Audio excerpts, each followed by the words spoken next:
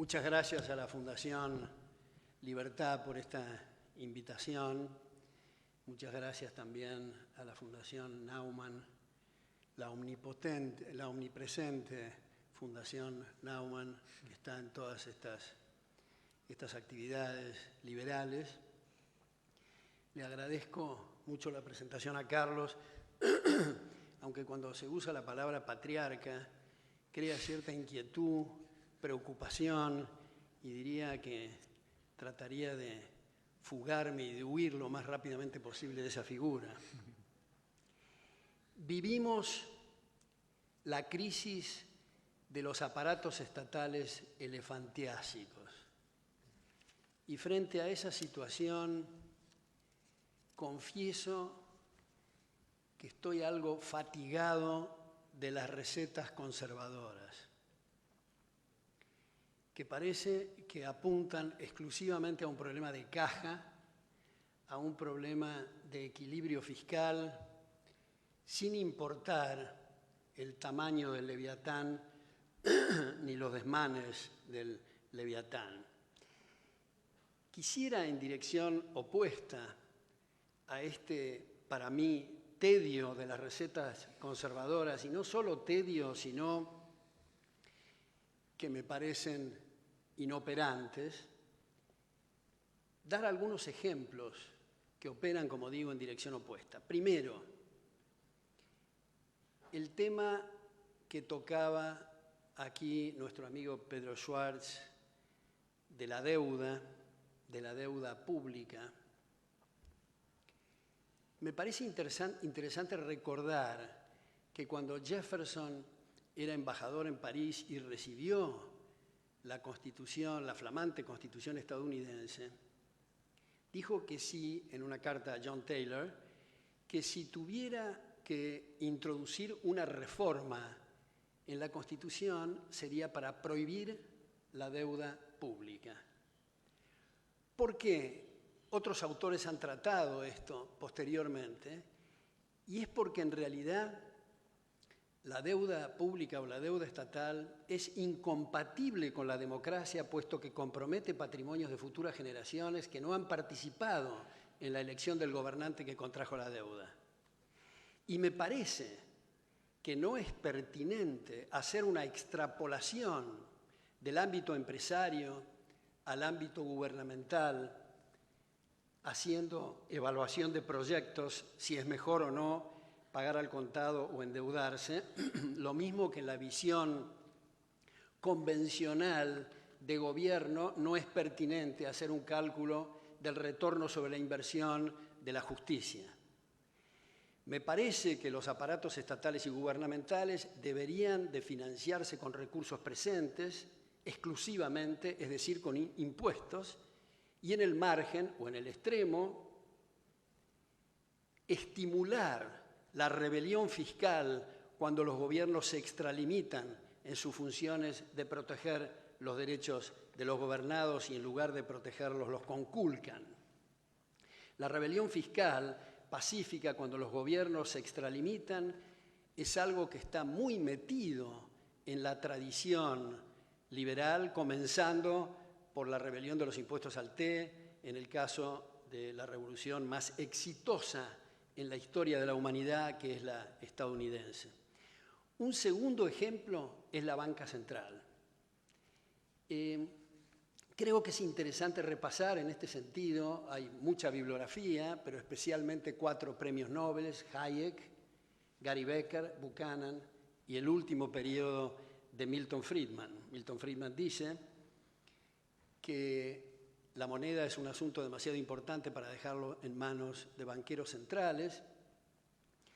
Y en un libro, eso es en Monetary Mischiefs, en un libro traducido al castellano con Moneda y Desarrollo Económico, dice que todo el problema monetario y el problema de inflación empieza con la creación de la banca central.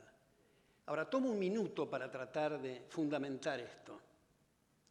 El banquero central puede decidir solo entre 3 caminos, que son, primero, a qué tasa expandir, segundo, a qué tasa contraer y tercero, dejar inalterada la base monetaria.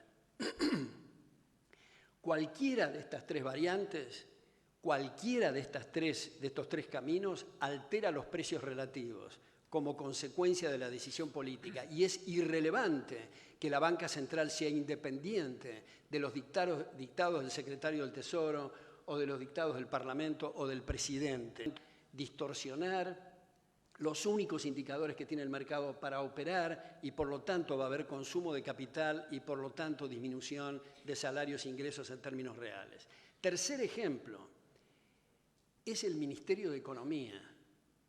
Creo firmemente que, como en tiempos de la República en la Argentina, habría que abolir el Ministerio de Economía y tener una Secretaría de Hacienda o Secretaría de Finanzas Públicas de alguien que sepa sumar y restar y que entre más de lo que sale. Pero en este momento y en estos ámbitos en la Argentina se está diciendo que se necesita un plan económico, se necesita un buen ministro de Economía. Y eso es precisamente lo que hay que evitar. Esta es la arrogancia de los planificadores de asignar recursos en direcciones distintas de lo que la gente quiere. Me parece que pasa desapercibido el hecho que ha señalado, acá Ian lo mencionó, a Hayek, que ha señalado con tanto énfasis Hayek, que el conocimiento está disperso y es fraccionado entre millones de personas, y cuando hay la planificación estatal lo que se está haciendo es concentrando ignorancia y no permitiendo que se transmita conocimiento a través de esa dispersión que existe naturalmente. Otro ejemplo es el tema de la educación. Acá hago una nota a pie de página de lo que dijo Pedro Schwartz, que comparto toda su preocupación, y es una expresión que es un lugar común que se dice educación pública. Yo sugiero que no utilicemos más la expresión educación pública porque es educación estatal. La educación privada es también para el público. Ahora, hay mucho que hurgar, me parece, y es un tema de gran calado lo de la educación, pero sugiero que pensemos y tratemos de difundir la idea que la educación privada sea privada y no como actualmente es privada de toda independencia. Esto es, esas reparticiones llamadas Ministerio de Educación, que me parece que quien asume el cargo de Ministro de Educación no tiene mucha idea que la educación es un proceso de puertas y ventanas abiertas, es un proceso de prueba y error, y es absolutamente impertinente, insolente, que alguien decida desde el vértice del poder cuáles son las estructuras curriculares que hay que aprobar y cuáles son las que hay que reprobar. Se trata, como ustedes saben, del conocimiento, como nos ha enseñado Popper, entre muchos otros. El conocimiento tiene el carácter de la provisionalidad, es provisorio nuestro conocimiento, abierto a futuras o posibles refutaciones. Un último ejemplo que quiero poner, y quiero detenerme aquí un minuto, es en el tema institucional. Acá la idea de la democracia, soñada por los Giovanni Sartori, digamos, de nuestra época, cuyo eje central es el respeto de las mayorías a los derechos de las minorías, está probado y muestra la historia y la parte de la historia que estamos viviendo, que ha mutado la democracia en cleptocracia. Esto es el gobierno de los ladrones de propiedades, de libertades y de sueños de vida. Entonces, como no hay ningún liberal que jamás haya dicho que estamos en una instancia final, estamos siempre en tránsito, estamos siempre aprendiendo en un proceso de aprendizaje, tenemos que usar las neuronas para ver qué forma se puede adicional para maniatar al Leviatán, porque este no es un problema solamente de Venezuela con sus pajaritos que iluminan al dictador de turno, o Nicaragua, o Bolivia, o lamentablemente la Argentina, para no hablar de la fantochada cubana. Es un problema de Europa, es un problema de Estados Unidos, que ha dado la espalda a los principios rectores de los sabios padres fundadores. Acá paso un aviso para decir que está la segunda edición de mi libro Estados Unidos contra Estados Unidos, con prefacio de Álvaro Vargas Llosa y prólogo de Carlos Rodríguez Brown, donde desarrollo este tema. Donde en Estados Unidos se ha financiado con bailouts. Una de las cosas, me parece a mí, más inmorales de la última parte de la historia económica, se ha financiado a empresarios ineptos e irresponsables con los recursos de gente que no tiene poder de lobby, con gente que trabaja y que coactivamente es financiado, es obligado a financiar con el fruto de su trabajo a estos empresarios irresponsables. Entonces, Hayek, en las 12 primeras líneas de la primera edición en 1973 de Law, Legislation and Liberty, en las 12 primeras líneas del primer tomo, dice que los esfuerzos liberales hasta el momento para contener los abusos del poder han sido un completo fracaso. Por eso es que en el tercer tomo sugiere poner bridas y poner límites al poder legislativo. Giovanni Sartori lo ha hecho con el poder judicial, en La libertad y la ley.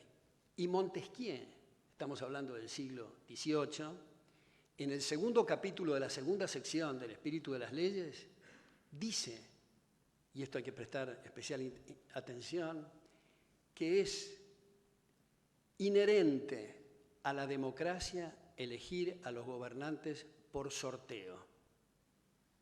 Ahora, uno puede pensar que esto es algo extremo, esto es algo muy fantasioso, pero si uno presta atención al tema de los incentivos que nos ha enseñado Douglass North, que nos ha enseñado Ronald Coase, que nos ha enseñado Harold Dempsey, si es un tema de incentivos y nosotros en este cuarto decimos que las próximas elecciones van a ser el Poder Ejecutivo por sorteo, vamos a dejar de contarnos anécdotas irrelevantes respecto de los candidatos, de las personas, de sus vidas íntimas y eventualmente sexuales, para concentrarnos en limitar el poder para proteger nuestras vidas y nuestras haciendas. Y esto es exactamente lo que se necesita. Como Popper ha dicho, la pregunta de Platón respecto de quién debe gobernar está mal formulada. El tema no es la persona, sino las instituciones, para, y cito textualmente lo que dice Popper, que el gobierno haga el menor daño posible.